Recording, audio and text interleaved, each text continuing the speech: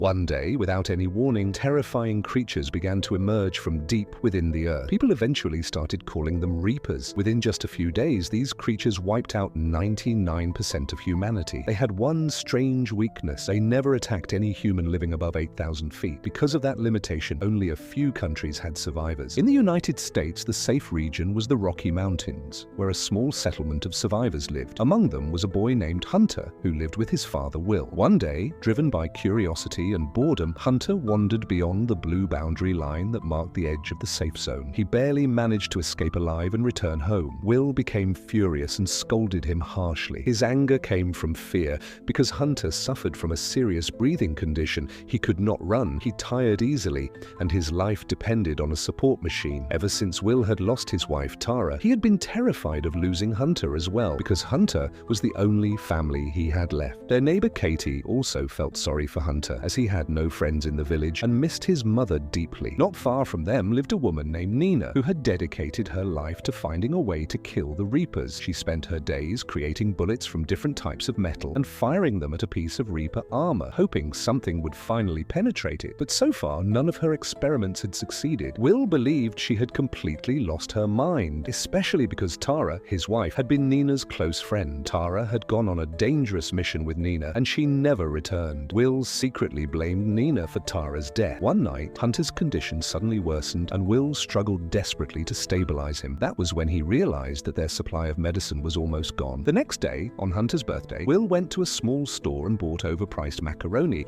because food had become extremely expensive. Hunter asked him why he never turned on the radio, and Will explained that they had very little electricity available and he had to save every bit of it to keep Hunter's life support system running. He also revealed that the machine's filters were about to expire and that he would have to travel down to the town in the valley to get new ones. That valley was the same place where Reapers roamed freely. Later, Katie visited Will, and the two of them talked about the past, remembering how life used to be before the Reapers appeared. That night, Hunter fell ill again, and Will finally accepted that he had no choice. He had to make the dangerous journey down the mountain. The following morning, Will went to see Nina and told her that he would be going to the town the next day no matter what, because the filters were the only thing keeping Hunter alive. Nina warned him that Reapers often hunted along the lower trails. Will then explained his plan. He would reach the town by passing through an old mine inside the mountain. Nina reminded him that the Reapers originally came from underground, meaning the mines could very well be their home, but Will insisted that the route was shorter and that he knew the mine extremely well. He invited Nina to join him, but she refused. After he left, Nina stood for a long time, staring at the pirate flag she kept, a flag she intended to raise on the day she finally discovered a way to kill the Reapers. The next morning, Will visited a weapons shop and bought a rifle along with several grenades. These weapons were not powerful enough to kill a Reaper, but they could at least slow one down. A little while later, Katie appeared and insisted on joining him. Will tried to stop her, but she refused to back off. When Nina saw Katie with them, she became annoyed. She told Katie that she would not survive even a second in front of a Reaper because she had never even seen one up close. Nina warned them again that this mission was practically suicide. Will then explained his full plan. They would travel to an old ski area on the mountain, take the lift down, and from there follow the path that connected to the mine. Nina finally agreed to join them as well because she wanted to reach a laboratory located down the mountain, a lab that contained chemical supplies she needed for her experiments. Soon, the group reached the point where the safe zone officially ended. They continued forward, passing destroyed vehicles scattered along the road. They collected additional supplies and weapons from the wreckage. Katie managed to find a grenade launcher, and Nina discovered a shard of Reaper armor. As they moved further, they saw wild horses roaming freely across the land, now uninhibited by human presence. Eventually, they reached the ski resort. The safe zone high above them was clearly visible, but Nina warned that climbing to the top would not be easy because a Reaper was already patrolling the area. Will and Nina sprinted toward the generator to activate the lift, while Katie stood guard with the grenade launcher. Moments later, a Reaper emerged violently from the trees. Katie fired at it, but the creature dodged the grenade with unnatural speed. Will finally managed to power up the lift and then started firing his rifle to distract the Reaper, giving Katie a chance to climb. Katie reached the tower, but she had to leap through the air and grab onto one of the moving lift seats. The Reaper grabbed the cable and pulled it with incredible force, snapping the entire line.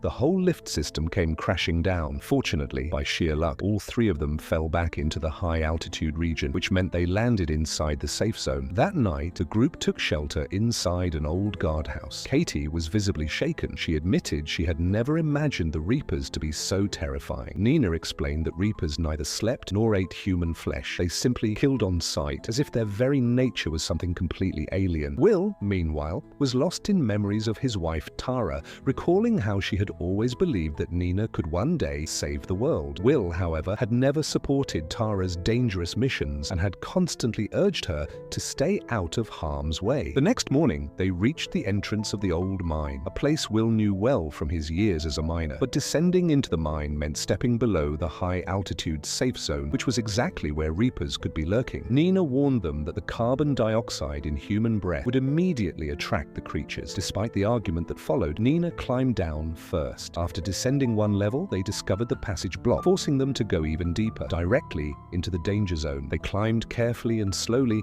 holding their breath as much as they could to release the least amount of carbon dioxide. As soon as they reached the next level, a Reaper appeared right in front of them. Will fired several shots, but the bullets had no effect. The group sprinted into the tunnels in panic. The Reaper chased them through the narrow passage and cornered them in a dead end. Will ordered everyone to turn off their lights and hold their breath. The Reaper's tentacles slid through the darkness, feeling around until they were inches away from their faces. At the last moment, Will ignited a flare, blinding the creature long enough for everyone to scramble into a broken side tunnel. In the chaos, Katie turned the wrong way, and the Reaper's tentacles wrapped around her, dragging her violently into the darkness. Will watched helplessly, unable to save her. Nina spotted a ladder nearby, and she and Will climbed upward, narrowly escaping the creature. Eventually, they emerged from the mine and climbed high enough to be within the safe zone again. Along the trail, they found an abandoned pickup truck and decided to use it for the rest of their journey. Before nightfall, they stopped at an old, deserted house where they found some food and supplies. While eating dinner, they remembered Katie, and Will blamed himself for bringing her into the mine. Nina comforted him, reminding him that it had been Katie's own decision to come along and he was not responsible for her death. Nina then revealed her plan. She wanted to return to her laboratory to retrieve magnesium. She believed that if she could create a magnesium bullet, it might burn through the Reaper's armor from the inside and kill the creature entirely. Will became angry,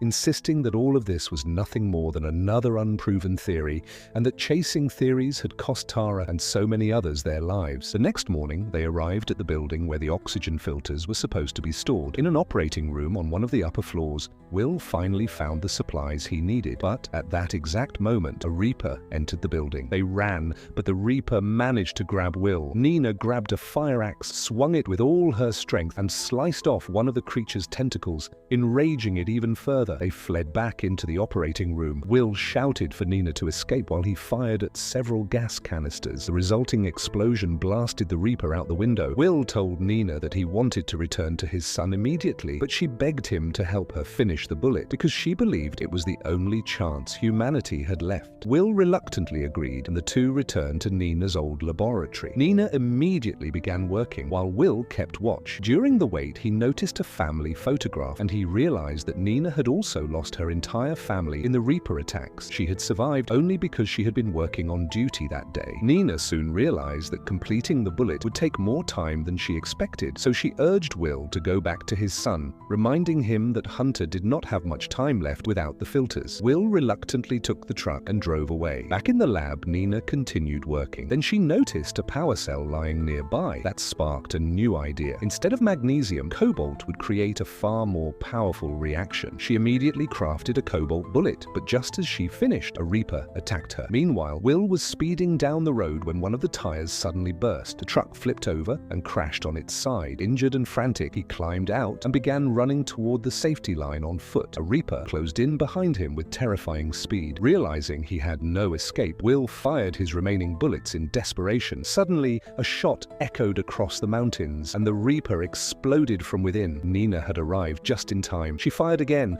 and another cobalt bullet tore through the Reaper, detonating it from the inside. Her invention worked. The two returned to their camp, where Will's son ran to him and hugged him tightly. Nina raised her pirate flag high, a signal she had always promised to use when she finally discovered a way to kill the Reapers. Soon afterward, they began broadcasting instructions over the radio, explaining how to craft the cobalt bolt bullets. Hunting teams were formed across the mountain range. One by one, the Reapers were tracked, ambushed, and finally destroyed. And so the story came to an end.